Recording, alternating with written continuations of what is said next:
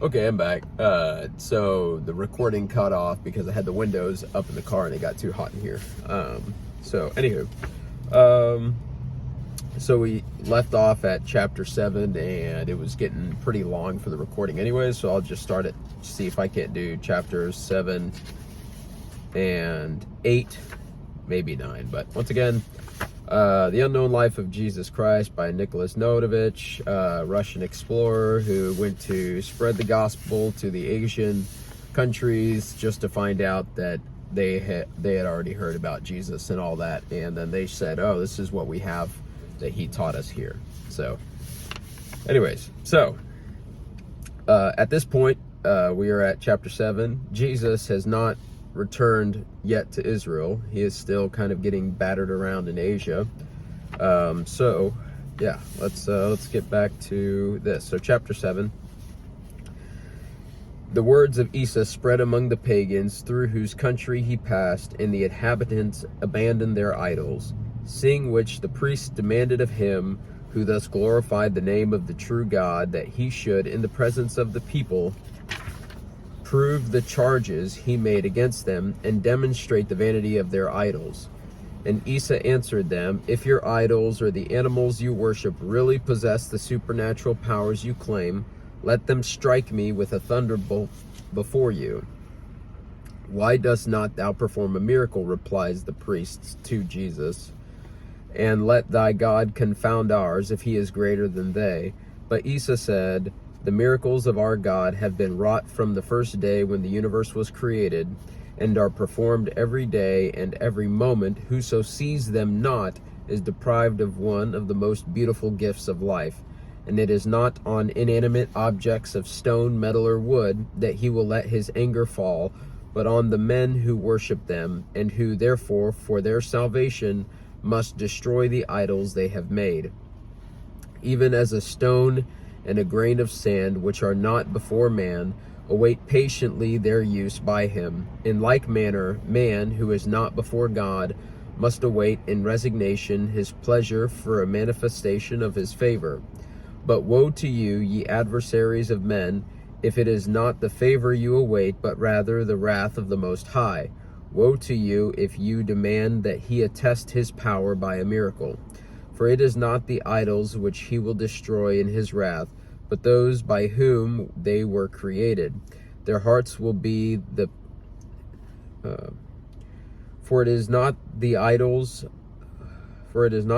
which he will destroy in his wrath, but those by whom they were created. Their hearts will be the prey of an eternal fire, and their flesh shall be given to the beasts of prey.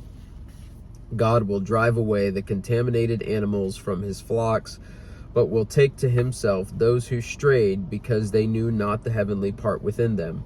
When the pagans saw that the power of their priests was not, they put faith in the words of Isa, fearing the anger of the true God.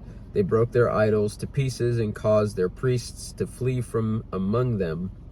Isa furthermore taught the pagans that they should not endeavor to see the eternal Spirit with their eyes, but to perceive him with their hearts, and make themselves worthy of his favors by the purity of their souls. Not only, he said to them, must ye refrain from offering human sacrifices, but ye may not lay on the altar any creature to which life has been given, for all things created are for man. Withhold not from your neighbor his just date, for this would be like stealing from him that he had earned in the sweat of his brow. Deceive none, that ye may not yourselves be deceived. Seek to justify yourselves before the last judgment, for then it will be too late. Be not given to debauchery, for it is a violation of the law of God. That you may obtain a supreme bliss, ye must not only purify yourselves, but must also guide others into the path that will enable them to regain their primitive innocence. This is chapter 8. The countries round about were filled with the renown of Isa's preachings, and when he came to Persia, the priests grew afraid and forbade the people hearing him. Nevertheless, the villages received him with joy, and the people hearkened intently to his words, which, being seen by the priests, caused them to order that he should be arrested and brought before their high priest, who asked him, "Of what new God dost thou speak? Knowest thou not, unfortunate man, that thou art, that Saint Zoroaster is the only just one, to whom alone was vouchsafed the honor of receiving revelations from the Most High, by whose command the angels compiled his word in laws for the governance of his people, which were given to Zoroaster in paradise?" Okay, that's a question. Hold on. Okay. Chapter 8, verse 4. Let's try it again. "By whose command the angels compiled his word in laws for the governance of his people, which were given to Zoroaster in paradise? Who then art thou, who darest to utter blasphemies against our God, and sow doubt in the heart of believers?" And Isa said to them, "I preach no new God, but our celestial Father, who has existed before the beginning and will exist until after the end. Of him I have spoken to the people, who, even as innocent children, are incapable of comprehending God by their own intelligence, or fathoming the sublimity of the divine Spirit. But as the newborn child in the night recognizes the mother's breast, so your people, held in the darkness of error by your pernicious doctrines and religious ceremonies, have recognized instinctively their Father in the Father whose prophet I am. The eternal being says to your people by my mouth, Ye shall not adore the sun, for it is but a part of the universe which I have created for man. It rises to warm you during your work. It sets to accord to you the rest that I have ordained. To me only ye owe all that ye possess, all that surrounds you, and that is above and below you." "But," said the priests, "how could the people live according to your rules if they had no teachers?" Whereupon Isa answered, "So long as they had no priests, they were governed by the natural law and conserved the simplicity of their souls. Their souls were in God, and to commune with the Father they had not to have recourse to their intermediation of idols or animals or fire, as taught by you.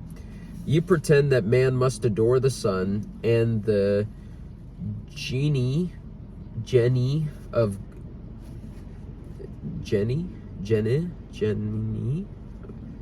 Ye pretend that man must adore the sun and the genii of good and evil, but I say unto you that your doctrine is pernicious.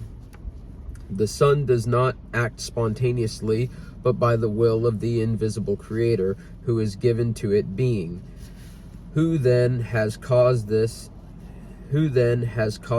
this star lights the day, warms man at his work, and vivifies the seeds sown in the ground? The eternal Spirit is the soul of everything animate. And you commit a great sin in dividing him into the spirit of evil and the spirit of good. For there is no God other than the God of good. And he, like to the father of a family, does only good to his children, to whom he forgives their transgressions if they repent of them. And the spirit of evil dwells upon earth in the hearts of those who turn the children of God away from the right path. Therefore I say unto you, fear the day of judgment, for God will inflict a terrible chastisement upon all those who have led his children astray and beguiled them with superstitions and errors, upon those who have blinded them who saw, who have brought contagion into the well, who have taught the worship of those things which God made to be subject to man, and to aid him in his workings. Your doctrine is the fruit of your error in seeking to bear near to you the God of truth by creating for yourselves false gods.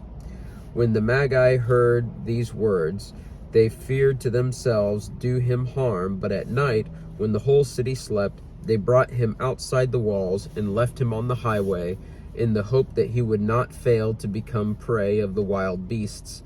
But protected by the Lord our God, Saint Isa continued in his way without accident.